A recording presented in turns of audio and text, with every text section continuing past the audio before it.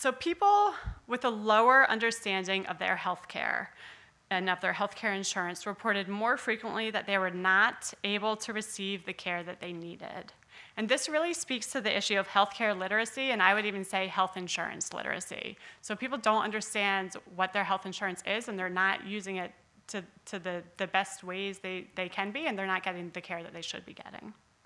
And I think the voice of our patient that we have on this slide speaks to this the best. So after being diagnosed, the increased and confusing issues with health insurance coverage have caused me added expenses, diminished benefits, and a great deal of financial stress. So moving on to access to services. So we asked patients, do you feel that you were able to get the care that you need? And this is what they said on the slide here. The majority of patients feel that they are getting care that they need. But there's an alarming 25% that either say no, sometimes, or I don't know. So 25% were uncertain.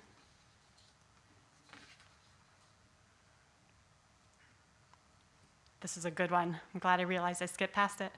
So we asked, what are the services that people are not receiving? Nearly half of those did not have access to general support services. This was followed by treatment for side effects, and then eating and nutritional counseling. And as you can see, these are all basic services that anyone should be receiving. But we found that they're not receiving them. So why aren't people receiving these services? Across all health insurance types, the survey respondents identified availability, coverage, and high cost of services as the top reasons that services were not received.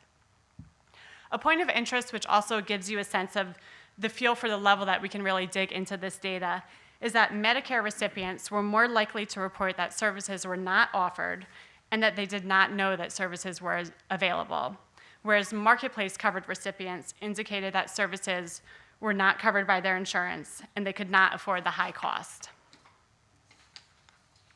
So central to the cancer support community's mission is the ability of patients and their families to have access to psychosocial services and support.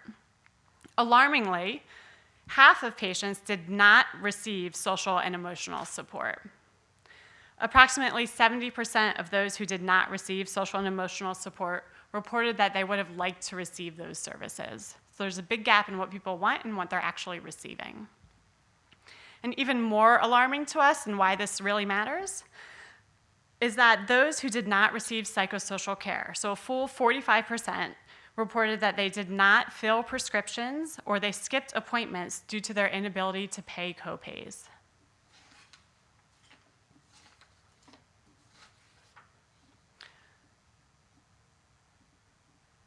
Okay, so I'm getting crazy with my clicker here.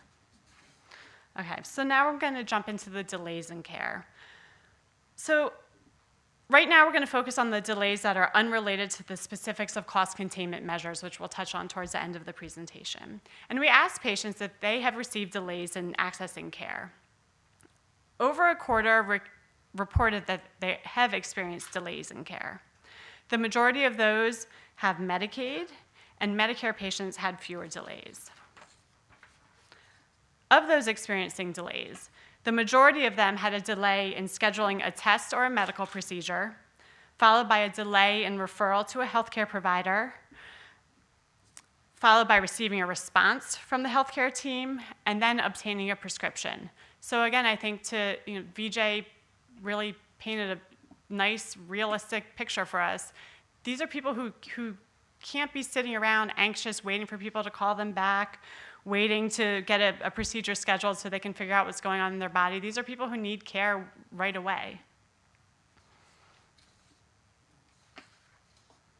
So moving on to treatment decisions.